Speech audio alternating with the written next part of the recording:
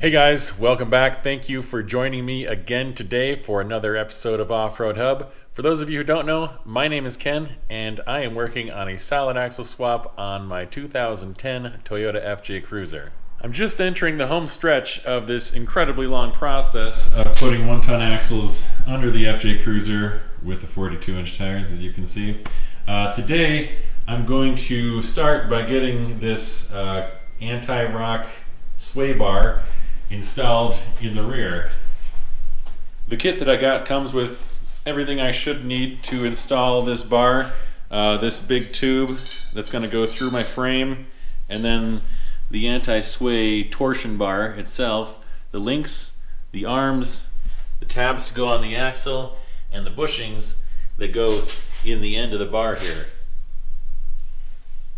For this installation, I'm going to go through this hole in the frame right here, which is actually a tube cross member that goes all the way across. Let's see, can you see that? Yeah, so it's this tube that goes all the way across to the other side.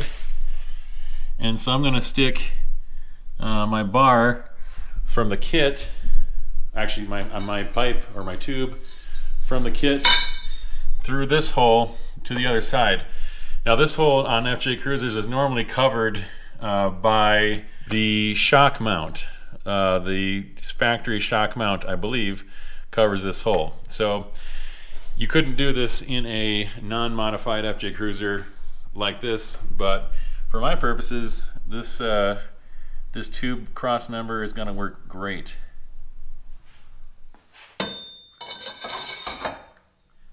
You can see a little bit better from this side that this tube cross member right here isn't quite straight, but I was able to get this tube through here just barely. It's a really snug fit, but it's almost like it was made to go through the FJ frame. So now I'm just gonna make some plates that are gonna go around here and weld around here to hold it in place. And here's the other side. It's sticking out 3.5 inches, so the torsion bar will go through this tube, and then the arm will stick out this way with a link going down to the axle.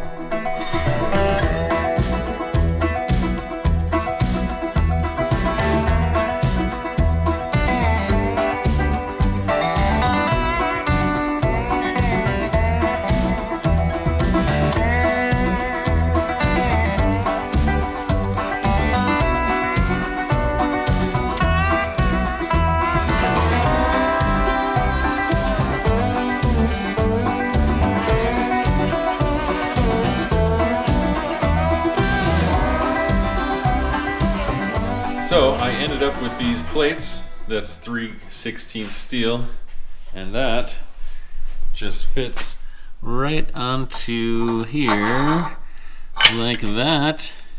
And so I'll just weld those into place, and this tube will become part of the frame.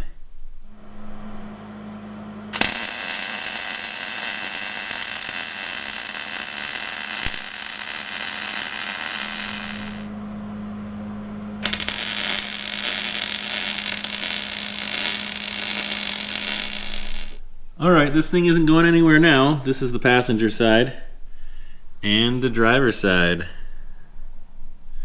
So I'll throw some paint on all of that, and then I can stick these bushings in the end, and then the torsion bar part of the sway bar can go through the tube.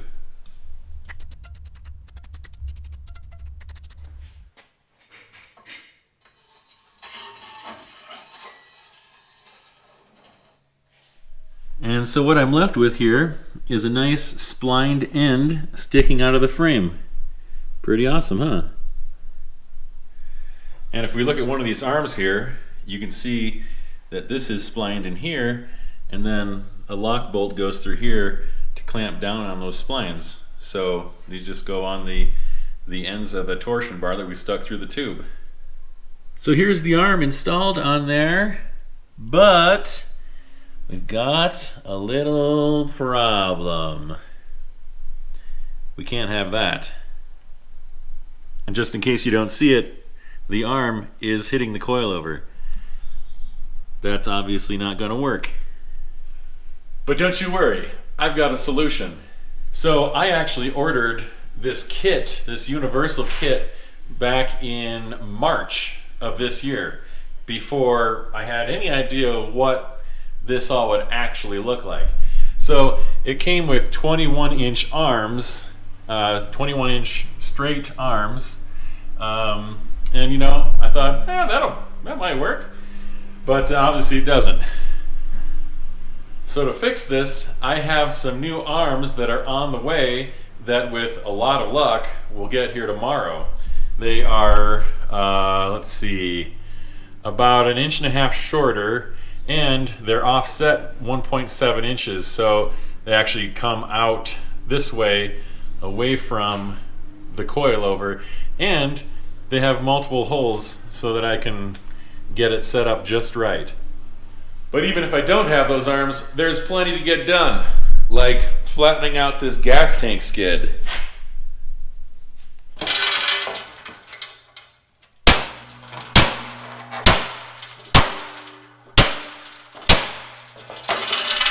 That doesn't seem to be working. I'm going to have to take this thing and have the people with the right kind of equipment straighten it out and get it sandblasted and bent ball back into shape so it can go back to protecting my gas tank. All right, with my gas tank skid being out, worked on, I will now take the time to burn in my rear suspension here. That means finalize all the welding, get my gussets in here, and just get the back all taken care of.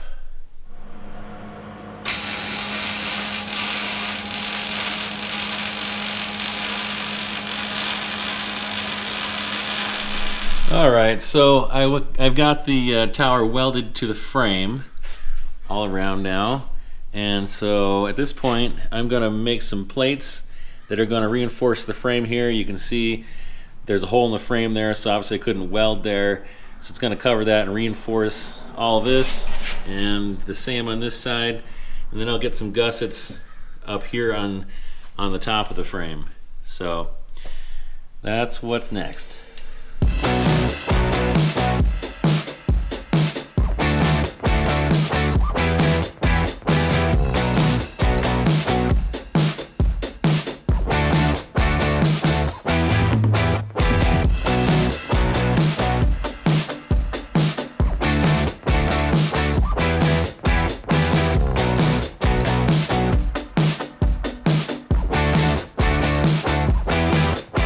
Well, I've got the driver's side done and it looks nice and strong.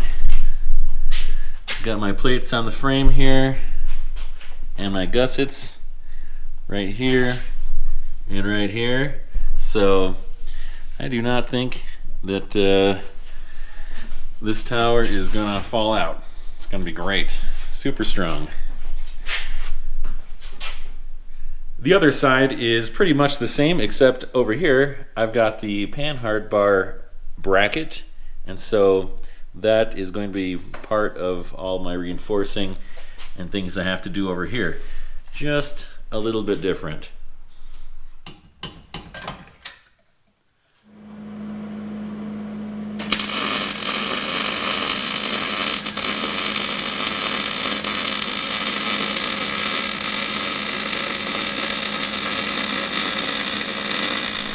So just like the other side, this side is welded up to the frame now, all the way around, and on the back as well. So now I just need to get my frame plates and gussets on there, and then I'll be ready to get my Panhard bar mounted on this one here, and yeah, we'll go from there.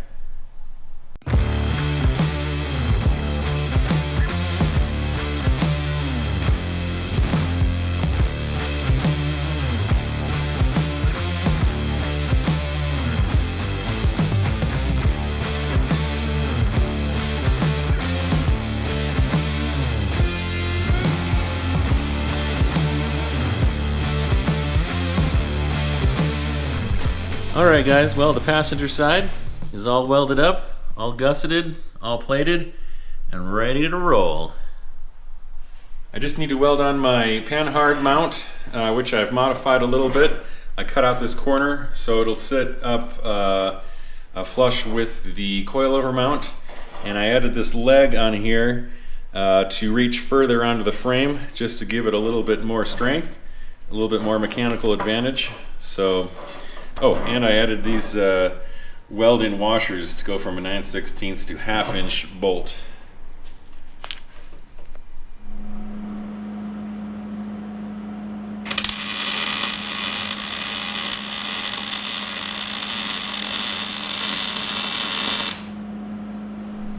And just like that, there it is. Super rock solid. You know, if I can hit it with my fist and it doesn't move, you know it's solid.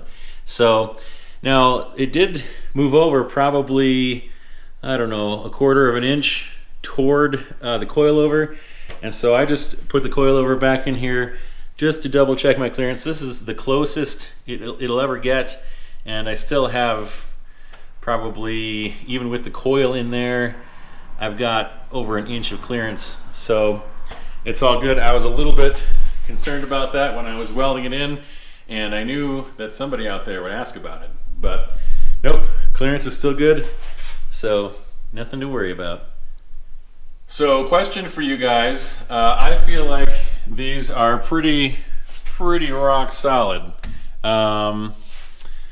Before, a couple people mentioned putting a brace across between these two towers, but now that they're welded in there and I've got kind of oversized gussets in there and the plating on the frame and everything, I don't know. I feel like they're pretty solid. So what do you think? Does this need a brace going across here? If I did a brace, it would come up and go across and then come back down, so that I didn't lose all my space back here. But yeah, tell me what you think about that. And I have to apologize, but it'll leave you wanting something for next time. My sway bar arms, they are not going to get here until tomorrow, which is Thursday, the day that this video comes out.